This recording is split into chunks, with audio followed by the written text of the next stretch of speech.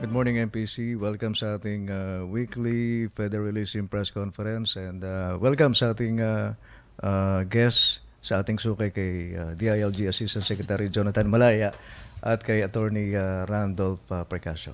Good morning, sir. Good morning. Good morning. Thank you very much to the Malacañang Press Corps for having us here again for the weekly briefing on the issue of federalism. But before I go to that, let me just take this opportunity to inform the public that on October 14, 2018, which is this coming Sunday, will be the Barangay Assembly Day.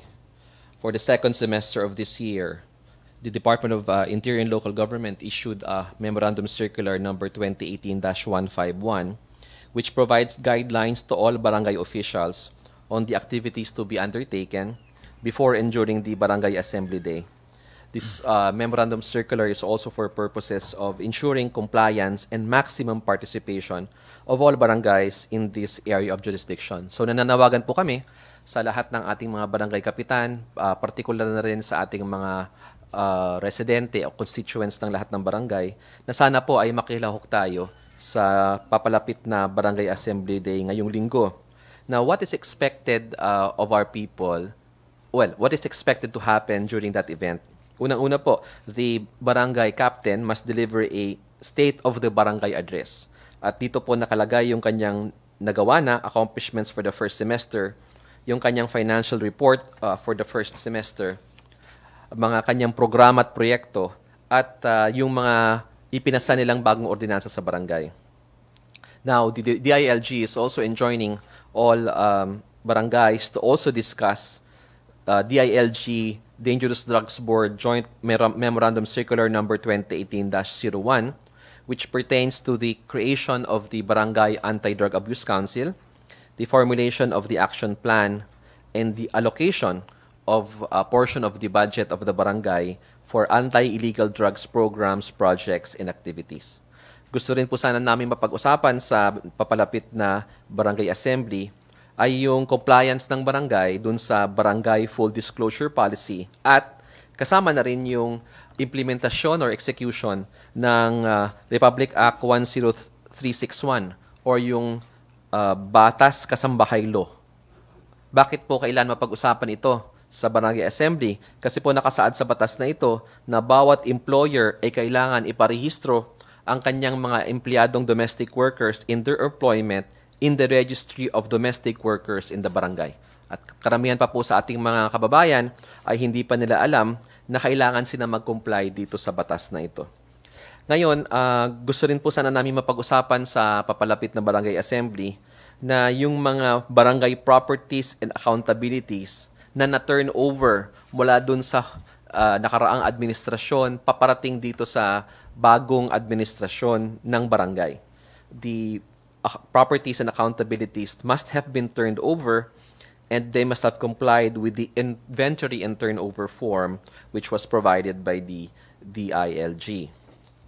And kung ano pa man pong mga issue na kailangan mapag-usapan tungkol sa peace and order ng barangay, disaster preparedness, and solid waste management ay kailangan din pong mapag-usapan sa Barangay Assembly.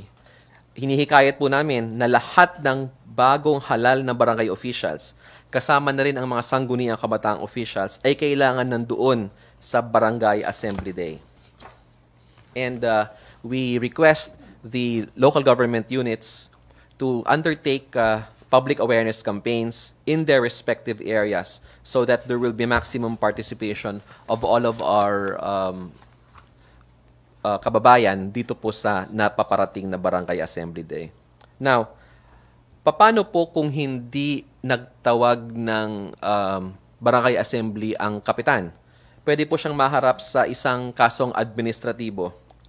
In any barangay official who fails to conduct a barangay assembly, a complaint may be filed against him or her by any resident of the barangay or a concerned citizen or a governmental or NGO before the Sangguniang Panglungsod or Sangguniang Bayan concerned, pursuant to Section 61 of the Local Government Code.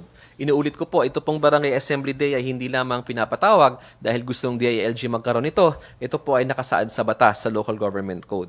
At kung sino man po ang hindi magpatawag ng Barangay Assembly Day ay pwedeng mapatawan ng kaso sa Sangguniang Panlungsod or Panlalawigan or sa Office of the Ombudsman. At kung ayaw man pong lumapit ng ating mga kababayan sa mga opisinang ito, pwede po silang lumapit sa DILG. At kami na po ang magsasampa ng kaso sa mga kapitan na hindi magpapatawag ng Barangay Assembly Day.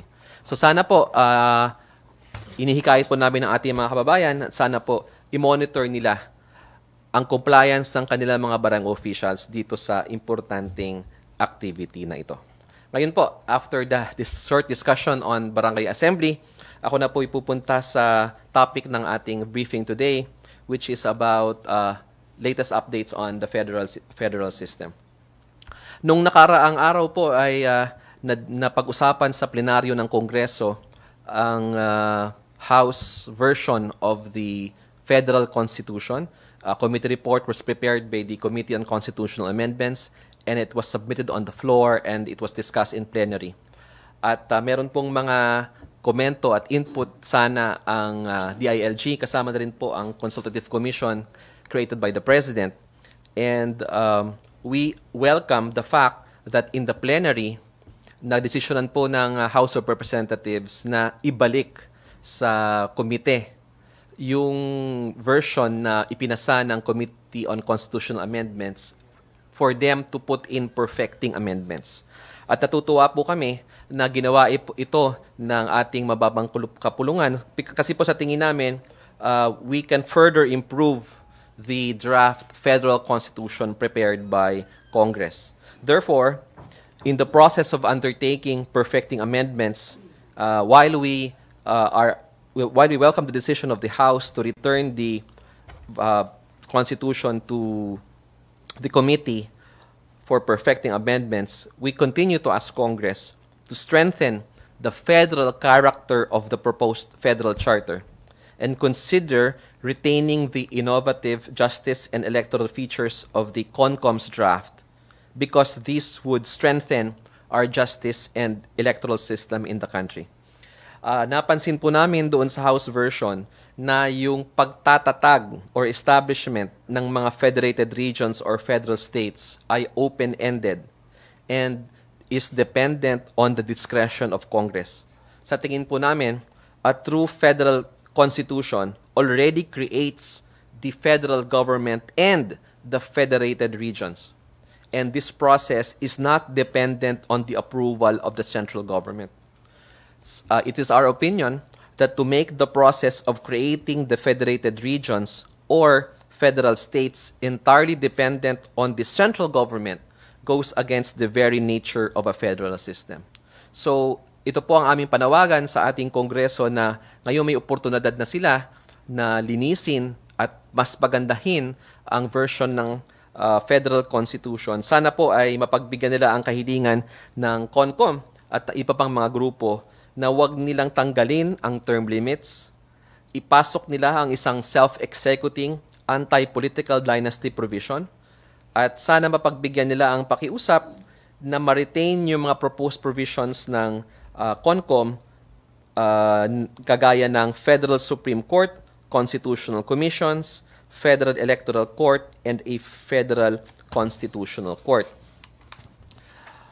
We also recommend to Congress the other innovative provisions of the CONCOM's draft, which includes the proposal that the impeachment process must be a joint task of Congress and the Judiciary, wherein Congress becomes an investigative body while the Judiciary becomes the judge. It is our opinion that this would ensure a more professional and impartial system in resolving cases against impeachable officers. We'd also like to urge Congress to retain the proposed Federal Electoral Court for the speedy disposition of cases. Kadalasan po inaabot ng napakatagal na panahon bago madesisyonan with finality ang mga kaso sa eleksyon dahilan po sa ito ay nasa COMELEC at punong-puno na po ng COMELEC ng mga kaso at napakarami din pong kaso na nasa regular courts. This provision will declog the Commission on Elections, the regular courts, and the Supreme Court of numerous cases. And in fact, this will also replace the House of Representatives Electoral Tribunal, the Senate Electoral Tribunal, and the Presidential Electoral Tribunal. At the same time, this will relieve the Commission on Elections of its quasi-judicial functions. Ang ibig pong sabihin, ang COMELEC ay tututok na lamang sa napakahalagang trabaho na magparehistro ng mga botante at siguruhing nabibilang ng tama ang boto ng ating mga kababayan at hindi na po sila mag-exercise ng mga quasi-judicial functions in relation to election cases na nagpapatagal lamang sa pag-usad ng mga kasong ito. And of course, finally, we would like to also urge Congress to retain the proposed Federal Constitutional Court because it relieves the Supreme Court of constitutional cases and will contribute to an efficient justice system. As proposed by former Chief Justice Reynaldo Puno, the Federal Constitutional Court will also serve as an advisory body giving recommendations on laws enacted by Congress and orders made by the President to make sure that these laws and orders are constitutional or lawful. For this purpose, while we are happy that Congress has returned the draft federal constitution to the committee, we continue to urge it to retain the political and electoral reforms that are contained in the Consultative Committee's draft federal constitution. With that, I wish to turn over to Atty. Parcasio, who will discuss the other topics for discussion today. Good morning. The proposed constitution drafted by the CONCOM provides for the establishment of regional governments. Earlier, Assistant Secretary Malaya mentioned about the activities undertaken by the barangays. No? The powers of the people through the barangays will be bolstered by the establishment of regional governments, who will in turn be primarily responsible for local government units. But before I would go into details on that, let me just discuss to you some salient features of the provisions on the proposed constitution establishing regional governments. Unlike the pending bill that is now in Congress, the establishment of federal regional governments or federated regions will be based on the Constitution. It will be the Constitution that will create it and not any through legislative enactment. By doing so, the regional government will be more stable and because it is based on constitutional provisions. Kung magtanong kayo ano bang itsura ng federated region, ito po ay isang microcosm ng national government sapagkat ito ay merong regional executive body, merong regional assembly, at meron ding feature on judiciary because it will have powers on establishment of regional courts. It will be headed by a regional governor with a deputy governor to be elected in tandem by the Legislative Assembly from among its members. But we saw to it that those who will be in the helm of power in the regional assembly should be college graduates and or will have some equivalent qualifications. No? Another feature is that sila po ay merong term na 4 years at yung assembly mismo will be presided by the deputy governor. Yung regional assembly po ay there are two kinds of selecting or electing members to the regional assembly. One is that one half of that will be elected by province and per highly urbanized city or independent chartered city. So each member of the federated regions will have one representative. And half of the composition of the regional assembly will be elected region-wide by proportional party representation. All of them should also be college graduate or having some equivalent qualifications. As I have said earlier, there will be a regional judiciary. In other words, the regional government will have its own regional judiciary system. Why is this so? This is important because there might be special courts in the region that will address the legal issues confronting our brothers who belong to the IP, indigenous peoples, as well as Muslims in some areas outside of the Bangsamoro where there are population of Muslim citizens. No? So in that case, the regional government can establish a regional judiciary system or regional court that will have or that will address issues arising from legislative enactments on rights of the indigenous peoples, as well as those covered by the Code of Muslim Personal Laws, which is now implemented nationwide. Another feature of a regional government is that within its territory, it will have exclusive powers. No? These exclusive powers will not be subjected to any limitations by the national legislature. That is why it is called exclusive.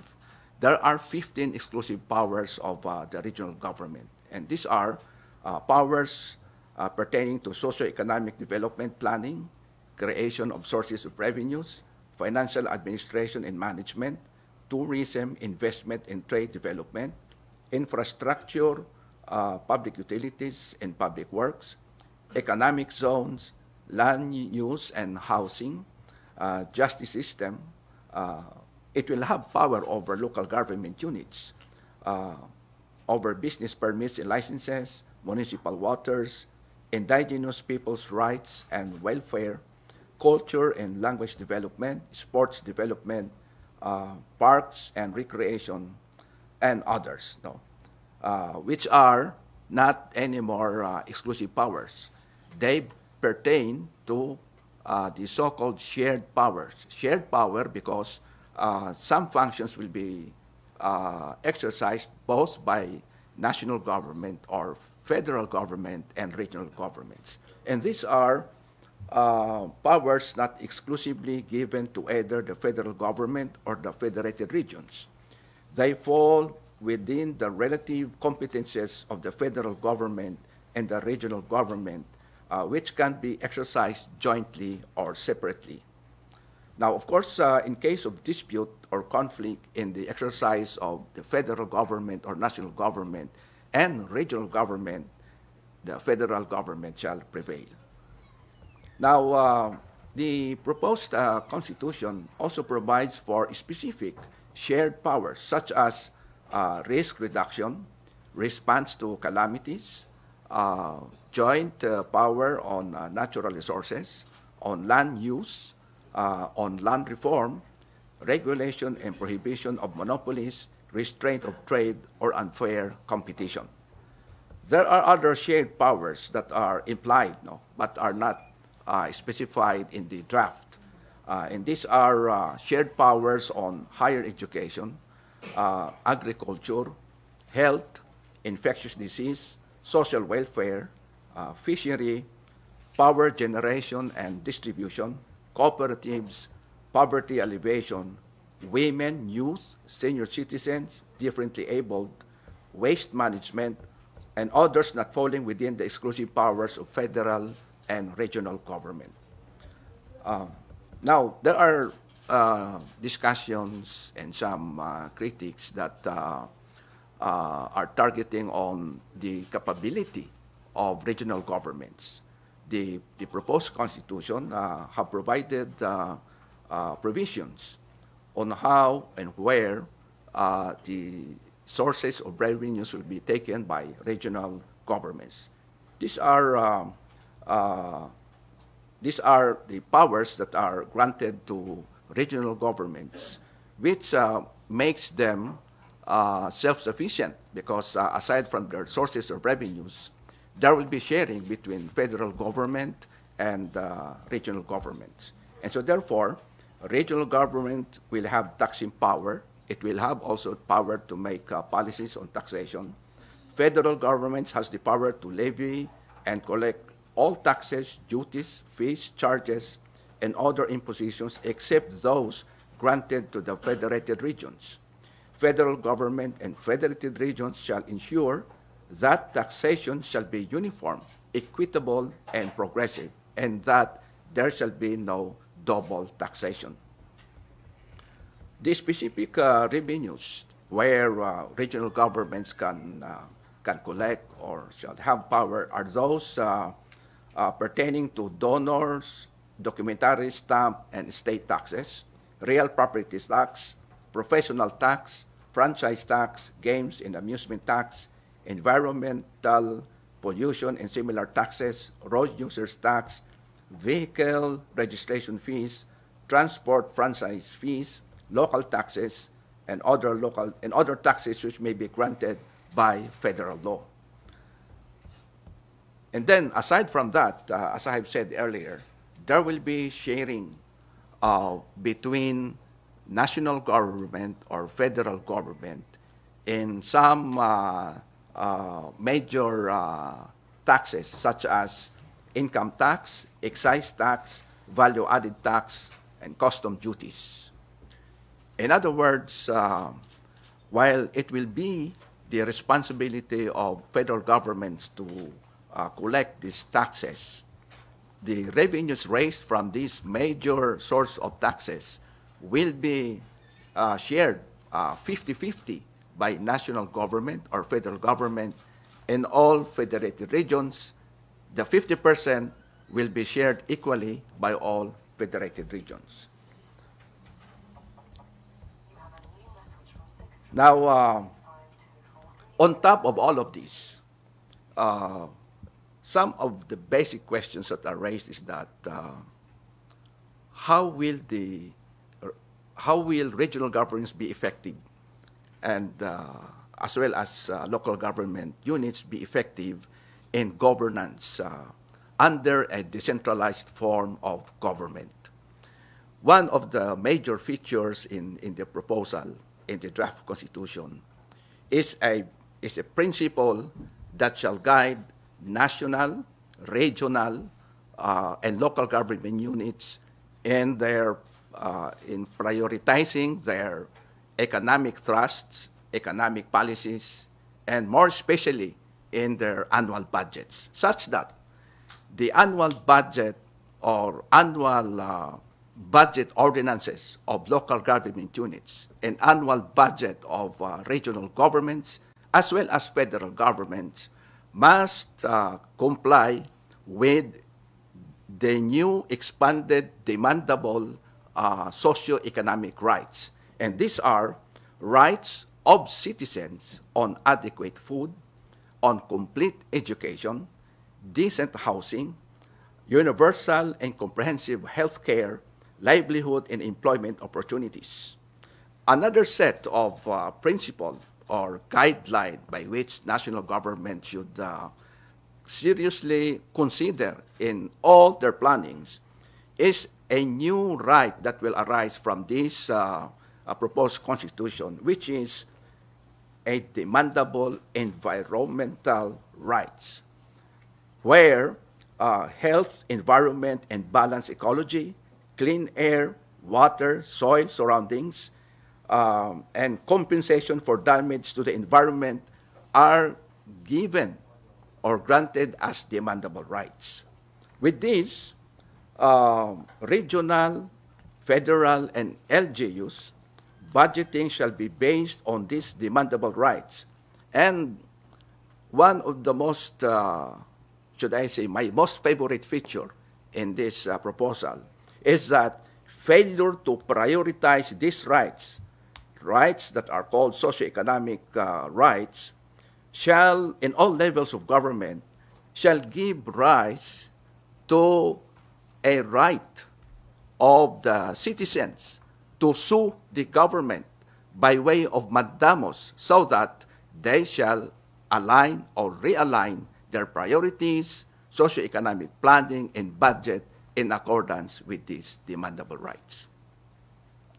So these are some of the main features or highlights of regional and local governance under the CONCOM draft. Thank you, Asec Jonathan Malaya and Attorney Parcasio. Questions, MPC? Catherine. Okay. Good morning, sir. Sa inyo po both. Do you think po still on track pa din po yung pagpasa ng proposed federal state charter? Because Attorney Macalintal is saying that both chambers would not even have enough time to discuss it. He also said that the process would involve substantial time and public funds, which will never be achieved till the next presidential polls in 2022. Is the government confident po na maipapasa po ito within the term of the president? Your question is whether this will be passed within the term of the president. Of course, we have to take into consideration the initiative taken by the lower house. But given the fact that the elections are fast approaching, we still hope that this will be implemented before elections. However, if not, then the timetable under our draft is that this will be fully implemented within the term of the president. And one of the main features of this draft is that the incumbent president will not be a transitional president because under the proposal, once a draft is ratified in Congress and approved by the people in a plebiscite, the incumbent president shall call for a special election for a transitional president, and there is a proviso provided that the incumbent president will not be qualified to run as such transitional president. We are confident that during the time of the term of the President, Rodrigo Duterte, this will pass. But of course, that's dependent on the approval of the people in the plebiscite. At the end of the day, it's going to be the decision of the people if this will pass. So, but to get to the plebiscite will depend on what mode we are going to utilize in amending the Constitution.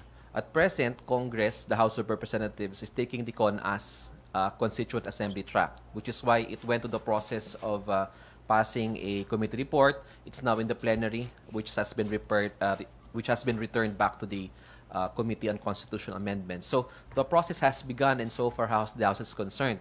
Now, there may be some complications as to time. It's possible that there may not be enough time for discussions within this Congress, and because elections are already forthcoming next year. And we are now in the process of filing certificates of candidacy. Therefore, if this doesn't push through within this time frame, the next battle will be the next Congress. So in the next Congress, it's now a question of, do we proceed again with a Constituent Assembly track, or should we open up the doors to a constitutional convention?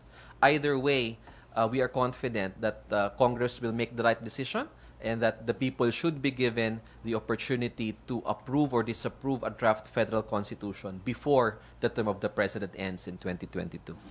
Thank you, Asec Malaya. Question, MPC? Joseph?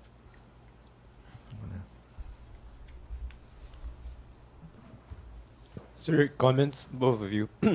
Yung pong, although restored na siya, no? Yung initially, the House version excluded the Vice President from the succession line and immediately proceeded to the Senate President. Your comment first on that? Well, we are happy that Congress decided in plenary to return or reinstate the Vice President in the line of succession. No? It was explained that it was those who are pushing. It was explained that that proposal came from some sectors in the past because But just to explain, the reason why there was this idea that the vice president has no place in a federal system because the original plan was a parliamentary system. And in the parliamentary system, there is no vice president. But in this case, since we are maintaining the presidential system, in both the CONCOM draft and in the House draft, we are retaining the presidential system. Then we see no reason why we should remove the vice president from the line of succession. Therefore, I think the Congress made the right decision in reinstating the vice president in the line of succession. Sir? Yeah, I also believe that Congress decided correctly in restoring the line of succession.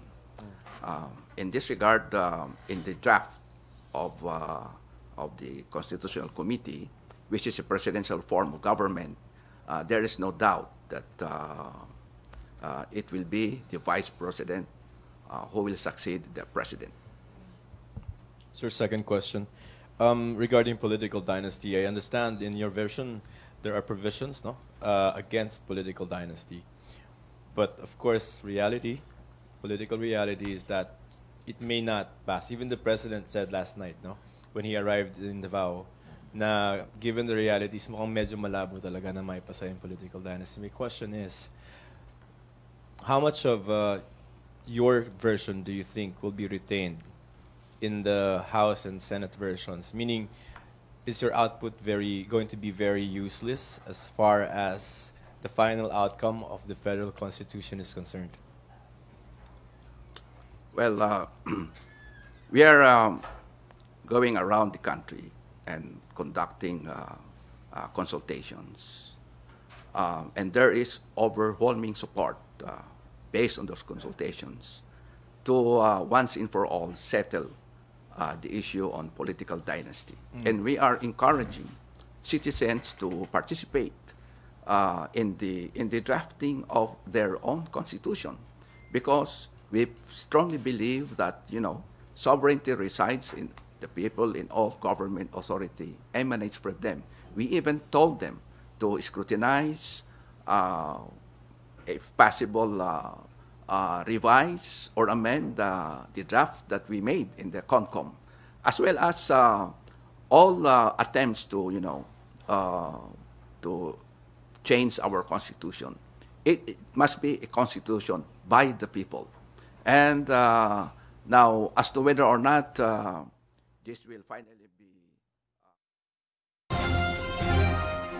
found in the final draft that will be ratified in Congress, the people should take the initiative, because Congress are their representatives, but they may not necessarily be, their position may not be necessarily be reflective of the demand, the strong demand for the dismantling of political dynasties. And so therefore, I would like to appeal to our congressman to take heed of this demand for political reforms.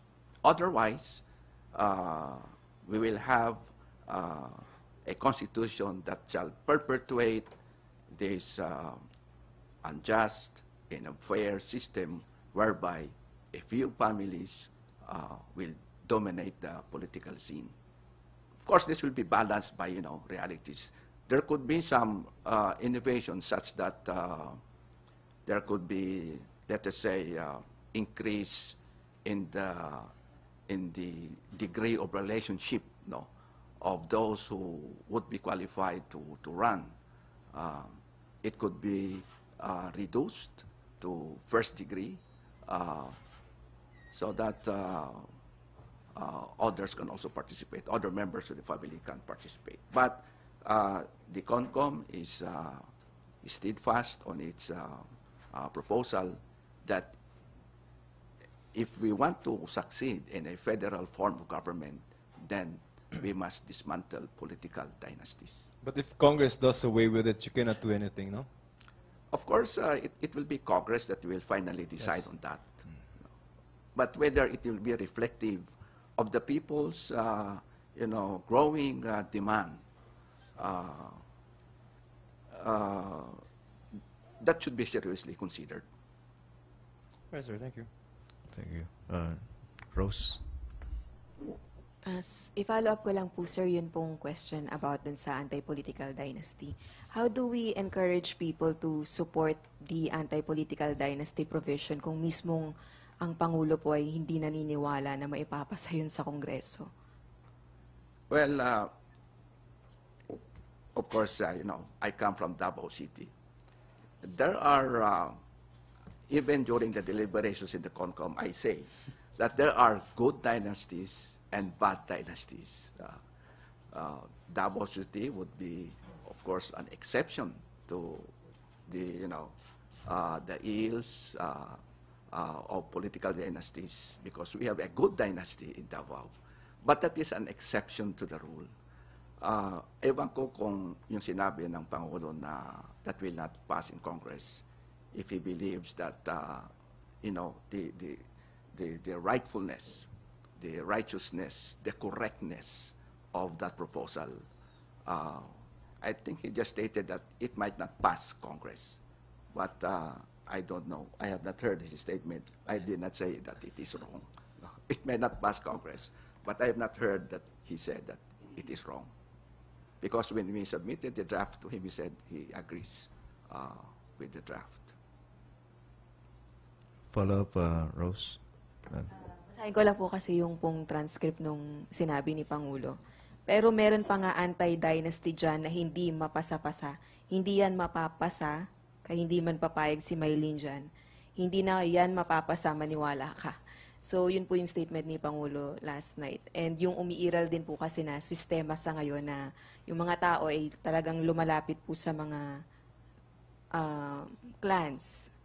Kumbaga, nakadepende po sa mga clans. Well, wala pa tayong masasabi dyan sa statement ng President. Wala naman siyang sinasabi na mali. Ang sinabi na lang, hindi maipasa. Dahil sa nature ng Kongreso. Pag tingnan mo ng Kongreso, 90% dyan ay galing sa mga dynasties. So how could they, that is according to statistics, no? There was a study presented to us during our deliberations, and 90% of members of Congress come from dynasties. We would like to change effectiveness in governance. And so therefore, this issue on political dynasties should be seriously considered. Otherwise, if we have a federal, even if we have a federal form of government, if it will still be dominated by political dynasties, I don't think that it will be effective and it will succeed to address issues on effective delivery of public services, justice, and other related issues. Thank you, Joyce. Any more question?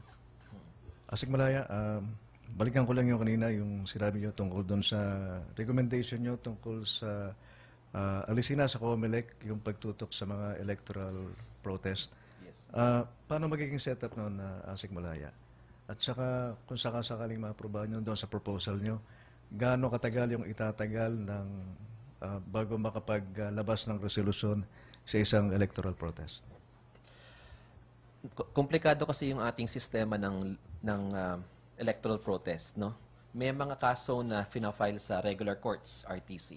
May mga kaso naman if it refers to the qualifications and membership in Congress, no? At ito'y pumupunta sa House of Representatives Electoral Tribunal. At yung Senate naman may sariling Senate Electoral Tribunal. At pag protesta naman sa Vice President or President, Supreme Court through the Presidential Electoral Tribunal. At nakikita naman natin yung yung tagal ng pag-usad, like dito sa protesta sa pagka Vice President, because ang gumagawa ay mismong ang Supreme Court, napakatagal bago matapos ang mga protesta. At sa House of Representatives Electoral Tribunal naman, madami ng pagkakataon, isang session day na lang ang ipinasok nung nanalong congressman, yung supposedly. The reason for this is because ang dami-daming mga sobrang napakadaming kaso at yung sistema natin hindi maganda. Now, again, the COMELEC is also saddled by electoral protest. At ang COMELEC ay hindi niya malaman kung ano ba talaga ang trabaho niya kasi in one instance, he is a quasi-judicial entity deciding electoral protest. At on the other instance, siya naman yung nagpapatakbo ng ating mga halalan. Kaya madalas, pagkausap natin ng COMELEC, tinatanong natin sila tungkol sa ano ba opinion nila. Sinasabi nila, ayaw namin mag-opinion dyan kasi kami rin naman ang magdidesisyon tungkol dyan later. So, it's very complicated. So, maganda po itong naging proposal ng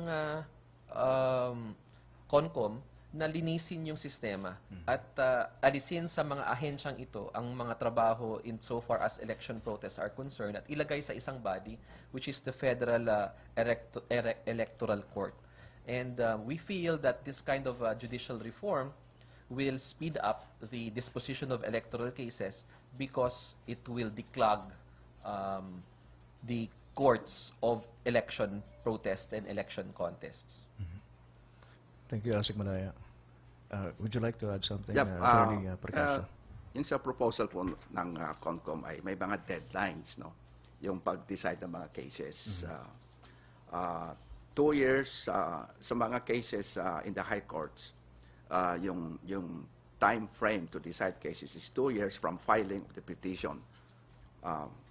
Yun naman sa petition on the part of collegiate courts, they only have 1 year to decide, no, from the filing of the petition. And then 3 months from submission of the cases for decision in trial courts. In other words, may mga deadlines, no. Meron din akong hinahandle na kaso nung una na yung nanalo sa election ay nanalo siya 3 days before election. At maraming cases na gano'n. Meron namang namamatay na lang, hindi pa na-decide yung election cases. So in order to avoid this, we have to distribute cases to different appropriate courts, which we call 4 higher courts in the new constitution. Thank you, Attorney Parcasio. Any more question? Additional, sir? Wala. Well, kung magtatapos na tayo, hihikayatin ko lang ating mga kababayan, no? Yung Barangay Assembly Day ngayong October 14, the DILG is really encouraging everyone. Maximum participation po ng lahat ng ating mga barangay para sa Barangay Assembly. Asec, briefly lang siguro, may issue in connection sa filing of COCs ngayon. May controversy ngayon doon sa gawin ng Makati, di ba? That sinasabi Junjun Binay can no longer run as mayor. As far as DILG is concerned, sir, ano ba talaga yung status? Can he still run or hindi na? Ikaw talaga, inondospat mo ko. Actually, inaaral na po namin yung ngayong araw kasi pumutok yung issue kagabi na supposedly may perpetual disqualification si former Mayor Junjun Binay. No? Yung kasi pong decision na yan supposedly came from the Ombudsman. But I understand that there was an appeal made. So if there was an appeal made to the courts, hindi pa po final and executory. Okay. But I don't want to speak with finality here kasi nga I've asked my staff already to check with our records kung meron ba talagang perpetual disqualification na final and executory si Mayor Junjun Binay. Thank you, Asec. I don't have the data. I don't have the data right now because I was rushing here for the federalism. But we will I've already asked my staff to check kung meron nga bang final kasi if the ombudsman had that penalty against him and he filed an appeal, he elevated it to the Court of Appeals, no? Ibig sabihin, hindi pa yun final and executory and he can still run. But I do not have the facts right now, so I cannot speak with finality. Thank you, Asec Malaya. MPC, Rose, please. Hingi lang po kami ng latest kasi kagabi natanong din si Pangulo kung willing siyang i-release yung pong mga narco-politicians list. So ano po yung latest na stand ng DILG? Pinupursu pa rin ba nating i-release yun? Or paano natin ma-inform yung taong bayan about these people na hindi naman yan discreet? I mean, yun po. Well, ang naging pronouncement po ni Secretary Eduardo Año is that we are going to release the list of all of those narco-politicians. And we are also going to forward to the Commission on Elections all of those lists, the narco politicians and those with cases to the Commission on Elections for their proper disposition. Nasa ano na po yun? Nasa Commission on Elections na po kung paano nila yun, how they will handle that concern. So may copy po ang Commission on Elections, pero nasa kanila yung decision kung anong gagawin dun sa listahan. We have not yet forwarded to them. We have not yet forwarded kasi this is simply the period of filing of certificates of candidacy. So in the foreseeable future, as pronounced by Secretary Eduardo Año, we will forward to the Commission on Elections the list, and we will leave it to the Commission on Elections on how to dispose of this. Pero sir, di ba, pwede lang hindi tanggapin yung filing ng candidacy kapag ka meron ng final na resolution sa isang kaso. So, hindi pa naman nakasuhan tong mga sinasabing narco-politicians. So, ano yung gusto nyong maging aksyon ng COMELEC in particular pag binigay nyo sa kanila yung list? We will leave it now to the COMELEC, no? Kasi nasa kanila na ngayon kung anong gusto nilang gawin doon. Basta kami, insofar as the DILG is concerned, we have this list, we forward it to them, and we will leave it to them how they will dispose of it. Sir, anong action, by forwarding it to the COMELEC, anong point? What action are you going to expect from the COMELEC?